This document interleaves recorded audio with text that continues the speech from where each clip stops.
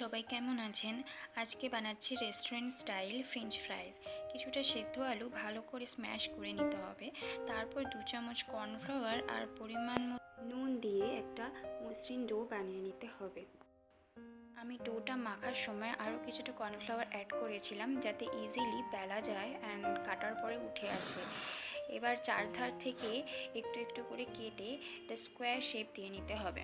এবার ফ্রেঞ্চ ফ্রাইজের মতো লম্বা লম্বা করে কেটে নিয়ে গরম তেলে ডিপ ফ্রাই করতে হবে। আর তারপরে রেডি হয়ে যাবে রেস্টুরেন্ট স্টাইল ফ্রেঞ্চ ফ্রাই। ভালো লাগলে প্লিজ সাবস্ক্রাইব। হ্যালো, সবাই কেমন আছেন? আজকে বানাচ্ছি রেস্টুরেন্ট স্টাইল ফ্রেঞ্চ ফ্রাইজ। কিছুটা সেদ্ধ আলু ভালো করে স্ম্যাশ করে নিতে হবে। তারপর 2 চামচ কর্নফ্লাওয়ার আর পরিমাণ মতো নুন দিয়ে একটা মসৃণ ডো বানিয়ে নিতে হবে। আমি ডোটা মাখার সময় আরও কিছুটা কর্নফ্লাওয়ার অ্যাড করেছিলাম যাতে ইজিলি বেলা যায় অ্যান্ড কাটার পরে উঠে আসে।